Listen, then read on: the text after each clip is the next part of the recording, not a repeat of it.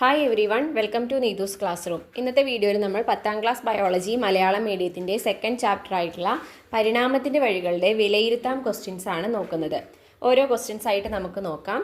അതിനു മുമ്പ് ഈ ചാപ്റ്റർ നമ്മൾ പല ഭാഗങ്ങളായിട്ട് വളരെ ഡീറ്റെയിൽ ആയി ഡിസ്കസ് ചെയ്തിട്ടുണ്ട്. അതിൻ്റെ വീഡിയോസ് കാണാത്തവർക്ക് വേണ്ടി ലിങ്ക്സ് കമൻറ്റ് ബോക്സിൽ കൊടുക്കാം. എല്ലാവരും കണ്ടു നോക്കൂ. സോ നമുക്ക് ആദ്യത്തെ വിലയിരുത്താം ക്വസ്റ്റ്യൻ നോക്കാം. മനുഷ്യ പരിണാമവുമായി ബന്ധപ്പെട്ട 2 ചിത്രങ്ങൾ ചുവടെ നൽകിയിരിക്കുന്നു. പ്രകൃതി നിർദ്ധാരണ സിദ്ധാന്തത്തിൻ്റെ അടിസ്ഥാനത്തിൽ ഇവയിൽ നിന്നും ശരിയായത് കണ്ടെത്തി കാരണം വിശദീകരിക്കുക. നോക്കൂ, എയിൽ പറയണത് ഒരു പൊതുപൂർവികനിൽ നിന്നാണ് മനുഷ്യനും കുരങ്ങും ഉണ്ടായിരിക്കുന്നതെന്നാണ്. രണ്ടാമത്തേയിൽ പറയുന്നത് കുരങ്ങിൽ നിന്നാണ് മനുഷ്യനുണ്ടായിരിക്കുന്നതെന്നാണ്. ഇതിൽ ഏതാണ് കറക്റ്റ് ആയിട്ടുള്ളത്? എ ആണ് അല്ലേ. ഒരു പൊതുപൂർവികനിൽ നിന്നാണ് കുരങ്ങും മനുഷ്യനും ഉണ്ടായിരിക്കുന്നത്. ഇനി അതിൻ്റെ കാരണം വിശദീകരിക്കാം. നോക്കൂ, മനുഷ്യൻ കുരങ്ങനിൽ നിന്ന് പരിണമിച്ചുണ്ടായതല്ല. മനുഷ്യനും കുരങ്ങും ഒരു പൊതുപൂർവികനിൽ നിന്ന് രൂപപ്പെട്ടതാണ്. അതിനാൽ ചിത്രീകരണം എ ആണ് ശരി. പ്രൈമേറ്റുകളുടെ വർഗീകരണത്തിൽ ആന്ത്രോപോയിഡിയ എന്ന വിഭാഗത്തിൽ കുരങ്ങുകൾ, ആൾക്കുരങ്ങുകൾ, മനുഷ്യൻ എന്നിവയെല്ലാം ഉൾപ്പെടുന്നു.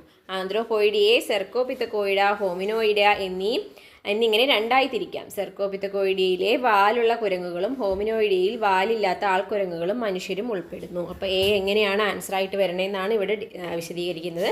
ഇത് നമ്മൾ ഓൾറെഡി ഈ ചാപ്റ്ററിൽ ഇതിനു മുമ്പ് ഒന്ന് ഡിസ്കസ് ചെയ്ത ഭാഗമാണ്. ഓക്കെ,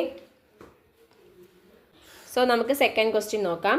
ഡോൾഫിനുകൾക്ക് മനുഷ്യരുടേതിനേക്കാൾ വലിയ മസ്തിഷ്കം ഉണ്ടെങ്കിലും മനുഷ്യർക്ക് അവരെക്കാൾ ഉയർന്ന തലത്തിലുള്ള ചിന്താശേഷി, ഭാഷാ പ്രാവീണ്യം, സാമൂഹിക ബന്ധങ്ങൾ എന്നിവയുണ്ട്. ഈ പ്രസ്താവന താഴെ പറയുന്ന സൂചകങ്ങളുടെ അടിസ്ഥാനത്തിൽ വിലയിരുത്തുക. എന്തൊക്കെയാണ് ഡോൾഫിനുകളും മനുഷ്യനും തമ്മിലുള്ള ഒരു താരതമ്യമാണ് പറയുന്നത്. മസ്തിഷ്കത്തിൻ്റെ ഘടനയിലെ വ്യത്യാസവും അതുപോലെ പ്രകൃതി നിർദ്ധാരണത്തിൻ്റെ സ്വാധീനം എങ്ങനെയാണ് എന്നുള്ളത് വെച്ചിട്ട് നോക്കാം. നോക്കൂ, ഡോൾഫിനുകൾക്ക് വലിയ മസ്തിഷ്കം ഉണ്ടെങ്കിലും മനുഷ്യർക്ക് ഇവരേക്കാൾ ഉയർന്ന തലത്തിലുള്ള ചിന്താശേഷി, ഭാഷാ പ്രാവീണ്യം, സാമൂഹിക ബന്ധങ്ങൾ എന്നിവയുണ്ട്. അതിൻ്റെ കാരണങ്ങളാണ് പറയുന്നത്. മസ്തിഷ്കത്തിൻ്റെ ഘടന എന്താണ്? ഡോൾഫിനുകൾക്ക് അപേക്ഷിച്ച് മനുഷ്യരിൽ നിയോകോർട്ടെക്സ് വളരെ വികാസം പ്രാപിച്ചിട്ടുണ്ട്. അവിടെ ന്യൂറോണുകളുടെ എണ്ണവും സിനാപ്സുകളുടെ സങ്കീർണതയും കൂടുതലാണ്. അതുകൊണ്ട് തന്നെ മനുഷ്യന് ഡോൾഫിനേക്കാൾ ഉയർന്ന തരത്തിലുള്ള ചിന്താശേഷി, ഭാഷാ പ്രാവീണ്യം, സാമൂഹിക ബന്ധങ്ങൾ എന്നിവ നൽകുന്നത്.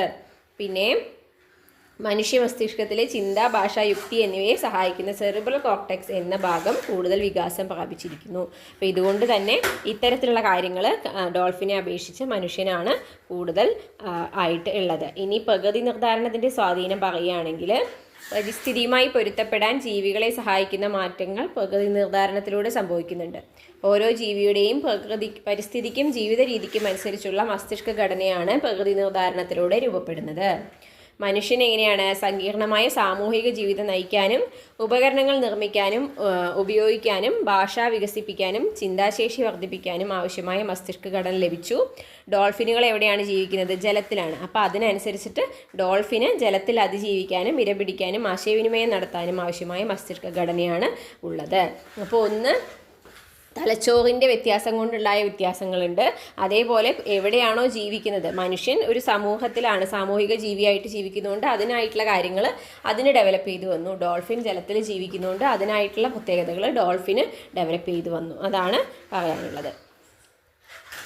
ഇനി അടുത്ത ക്വസ്റ്റ്യൻ നോക്കൂ. ഇമ്പോർട്ടൻ്റ് ആയിട്ടുള്ള ക്വസ്റ്റ്യൻ ആണ്. ഇതുപോലെ പലതരത്തിലുള്ള ക്വസ്റ്റ്യൻസ് ചോദിക്കാം. നാഡീകോശത്തിൻ്റെ ചിത്രം വരച്ച് ഭാഗങ്ങൾ ഏതാണെന്ന് കണ്ടുപിടിച്ച് എഴുതാൻ വേണ്ടിയിട്ടാണ് പറഞ്ഞിട്ടുള്ളത്. അപ്പോൾ എന്താണ് ഫസ്റ്റത്തെ എന്താണ്? തൊട്ടടുത്ത നാഡീകോശത്തിൽ നിന്ന് സന്ദേശങ്ങൾ സ്വീകരിക്കുന്ന ഭാഗം ഏതാണ്? ഡെൻഡ്രൈറ്റ് ആണ് അല്ലേ. അപ്പോൾ ഇത് ഡെൻഡ്രൈറ്റ് ആണ്. എവിടെയാണെന്നുള്ളത് നമ്മൾ മാർക്ക് ചെയ്യണം കേട്ടോ. പിന്നെ ബി എന്ന് പറയുന്നത് ന്യൂറോ ട്രാൻസ്മിറ്റർ അടങ്ങിയ ഭാഗമാണ്. ന്യൂറോ ട്രാൻസ്മിറ്റർ എവിടെയാണ് ഉണ്ടാകുന്നത്? സിനാപ്റ്റിക് നോബിലാണ്. പിന്നെ ഇൻസുലേറ്ററായിട്ട് പ്രവർത്തിക്കുന്ന ഭാഗം ഏതാണ്? അത് മൈലിൻ ഷീത്താണ്. ആക്സോണിലുള്ള മൈലിൻ ഷീത്താണ്. അപ്പോൾ ഓരോ ഭാഗങ്ങളും അതിൻ്റെ പ്രത്യേകതകളും ഒക്കെ അറിഞ്ഞു വെക്കുക. ഇതുപോലെ പ്രത്യേകതകൾ തന്നിട്ട് ഏതൊക്കെ ഭാഗങ്ങളാണെന്ന് കണ്ടെത്തി എഴുതാൻ വേണ്ടിയിട്ട് പറയും. അപ്പോൾ അതിനനുസരിച്ച് ചെയ്യാം. ഈ നാലാമത്തെ നോക്കൂ. ജീവികളിൽ നിരന്തരമായി വ്യതിയാനങ്ങൾ ഉണ്ടാകുന്നു എന്ന് ഡാർവിൻ വാദിച്ചുവെങ്കിലും ഈ വ്യതിയാനങ്ങളുടെ കാരണങ്ങളെപ്പറ്റി വിശദീകരിക്കാൻ അദ്ദേഹത്തിനായില്ല. ഈ പ്രസ്താവന നിയോ ഡാർവിനിസത്തിലെ കണ്ടെത്തലുകളുടെ അടിസ്ഥാനത്തിൽ വിലയിരുത്തുക. ഇതൊക്കെ നമ്മൾ ഓൾറെഡി ഡിസ്കസ് ചെയ്ത ഭാഗങ്ങളിൽ വരുന്നതാണ് അല്ലേ. പിന്നീട് കൂടുതൽ കണ്ടുപിടുത്തങ്ങൾ ഉണ്ടായപ്പോഴാണ് ഡാർവിൻ്റെ തിയറി പ്രൂവ് ആയത്. സോ അതിൻ്റെ ആൻസർ നോക്കാം. നോക്കൂ, ജീവികളിലെ വ്യതിയാനങ്ങൾക്ക് കാരണമാകുന്ന ജനിതകപരമായ ഘടകങ്ങളെക്കുറിച്ച് വിശദീകരിക്കുവാൻ ചാൾസ് ഡാർവിന് സാധിച്ചിരുന്നില്ല. കാരണം എന്തായിരുന്നു? അക്കാലത്ത് ജനിതക ശാസ്ത്രം വേണ്ടത്ര വികസിച്ചിരുന്നില്ല.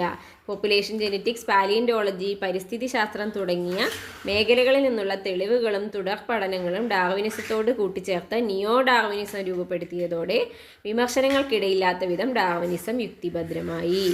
പിന്നെ എന്താണ് പറയുന്നത്? ഗ്രിഗർ മെൻഡലിൻ്റെ കണ്ടെത്തലുകളും ക്രോമസോമുകളുടെയും ജീനുകളെയും കുറിച്ചുള്ള ധാരണകളും വന്നതോടെ പരിണാമത്തിനിടയാക്കുന്ന വ്യതിയാനങ്ങൾക്ക് കാരണം ജനിതക മാറ്റങ്ങൾ, ലൈംഗിക പ്രത്യുൽപാദന സമയത്തെ ജനിതക പുനഃസംയോജനം, ജീൻ പ്രവാഹം എന്നിവയാണെന്ന് തിരിച്ചറിഞ്ഞു. അങ്ങനെയാണ് ഡാർവിനിസം കുറച്ചും കൂടി പ്രൂവായത്. ഇനി അഞ്ചാമത്തെ നോക്കൂ. കേന്ദ്ര നാഡീവ്യവസ്ഥയും ശരീരത്തിൻ്റെ വിവിധ ഭാഗങ്ങളും തമ്മിൽ ബന്ധിപ്പിക്കുന്ന നാഡികളെക്കുറിച്ചാണ് പറയുന്നത്. ഏതാണ്? എ പ്രേരക നാഡിയാണ്.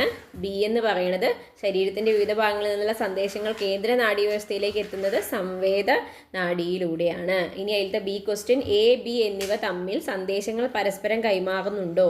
അങ്ങനെ ചോദിച്ചാലോ? പ്രേരക നാഡി സംവേദ നാഡി തമ്മിൽ നേരിട്ട് സന്ദേശങ്ങൾ കൈമാറുന്നില്ല. പക്ഷെയോ ഇവ തമ്മിലുള്ള കണക്ഷൻ ഏത് വഴിയാണ്? അവ തമ്മിലുള്ള സന്ദേശ കൈമാറ്റം നടക്കുന്നത് ഇന്റർ ന്യൂറോണുകൾ വഴിയാണ്. കേന്ദ്ര നാഡീ വ്യവസ്ഥയിൽ ഇവിടുന്ന് ഇങ്ങോട്ടുള്ള ഒരു കണക്ഷൻ വരുന്നത് ഇന്റർ ന്യൂറോൺ വഴിയാണ്. ഓക്കെ, അടുത്തത് മാച്ച് ചെയ്യാൻ വേണ്ടിയിട്ടാണ് സുഷുമ്നയുടെ ഭാഗങ്ങൾ കൊടുത്തിട്ടുണ്ട്, അവയുടെ ധർമ്മം കൊടുത്തിട്ടുണ്ട്. അതിന് കറക്റ്റായിട്ടുള്ളത് കണക്ട് ചെയ്യാം. സെൻട്രൽ കനാല് എന്തിനു വേണ്ടിയിട്ടുള്ളതാണ്? സെൻട്രൽ കനാലിൽ കാണപ്പെടുന്ന ദ്രവം സുഷുമ്നയ്ക്ക് പോഷണം നൽകുന്നു. അപ്പോൾ സെൻട്രൽ കനാല് ഇവിടെ കാണപ്പെടുന്ന ദ്രവം സുഷുമ്നയ്ക്ക് പോഷണം നൽകുന്നു. വൈറ്റ് മാറ്റർ എവിടെയാണ്? വൈറ്റ് മാറ്റർ എന്ന് പറയുമ്പോൾ മൈലിൻ ഷീത്തുള്ള നാഡീകോശങ്ങൾ കൂടുതലുള്ള ഭാഗത്തിനെയാണ് വൈറ്റ് മാറ്റർ എന്ന് പറയുന്നത്. ഇനി ഡോർസൽ റൂട്ടിൽ എന്താണ് സംഭവിക്കുന്നത്? ആവേഗങ്ങളെ സുഷുമ്നയിലേക്ക് എത്തിക്കുന്നതാണ് ഡോർസൽ റൂട്ട്. ഗ്രേ മാറ്റർ എവിടെയായിരിക്കും? നാഡീകോശങ്ങളുടെ കോശശരീരം കൂടുതൽ ഉള്ളതാണ് ഗ്രേ മാറ്റർ എന്ന് പറയുന്നത്. ഓക്കെ, സോ അങ്ങനെ അതിനെ കണക്ട് ചെയ്യാം. ദെൻ 7th ക്വസ്റ്റ്യൻ നോക്കുകയാണെങ്കിൽ, ഫോസിലുകളിൽ നിന്നും ലഭ്യമായ വിവരങ്ങളുടെ അടിസ്ഥാനത്തിൽ ചില മനുഷ്യ പൂർവികരും അവരുടെ പ്രത്യേകതകളും കൊടുത്തിട്ടുണ്ട്. അത് ശരിയായിട്ട് ക്രമീകരിക്കുന്നത് ചെയ്യാനാണ് പറയുന്നത്. അതിൽ എ എന്താ വരണേ നോക്കൂ? Homo habilis. ഹോമോ ഹാബിലിസിൻ്റെ ഇതിൽ കറക്റ്റായിട്ടുള്ളത് ഏതാണ്? അത് കറക്റ്റായിട്ട് പഠിക്കണം, എന്നാൽ മാത്രമാണ് നമുക്കത് മാച്ച് ചെയ്യാൻ വേണ്ടിയിട്ട് പറ്റുള്ളൂ കേട്ടോ. ഹോമോ ഹാബിലിസ് കൈകൾ ഉപയോഗിച്ച് കല്ലുകൾ കൊണ്ടുള്ള ഉപകരണങ്ങൾ നിർമ്മിച്ച ആൾക്കാരാണ്. ഹോമോ നിയാണ്ടർതാലൻസിന് വരുന്നത് ശവശരീരങ്ങൾ മറവ് ചെയ്തിരുന്നു. ആസ്ട്രലോപിത്തേക്കസിന് ഏതായിരിക്കും? ഇരുകാലുകളിലുള്ള നടത്തം സ്ഥിരീകരിക്കുന്ന അസ്ഥികൂട ഘടന. ഇനി ഡി ഹോമോ ഇറക്റ്റസ് ആണെങ്കിൽ രണ്ടാമത്തെ, ഇരുകാലുകളിൽ നിവർന്ന് നടക്കാൻ കഴിവുള്ളവരായിരുന്നു. അപ്പോൾ എല്ലാം കൂടി മാച്ച് ചെയ്യുമ്പോൾ ബി ആണ് അതിൻ്റെ ആൻസർ ആയിട്ട് വരിക. ഓക്കെ, ഇനി ഇതേപോലെ അടുത്ത ബ്രെയിനിൻ്റെ ഭാഗത്തു നിന്നുള്ള പ്രധാനപ്പെട്ട ക്വസ്റ്റ്യനാണ്. ആ ഭാഗത്തു നിന്നും ഏത് തരത്തിൽ വേണമെങ്കിലും ക്വസ്റ്റ്യൻ ചോദിക്കാവുന്നതാണ്. അതുകൊണ്ട് തന്നെ കറക്റ്റായിട്ട് ഓർത്ത് വയ്ക്കണം. അതിൽ പി എന്ന് പറയുന്നത് ആന്തര സമസ്ഥിതി പാലനം. ആന്തര സമസ്ഥിതി പാലനത്തിൻ്റെ ആളാരാണ്?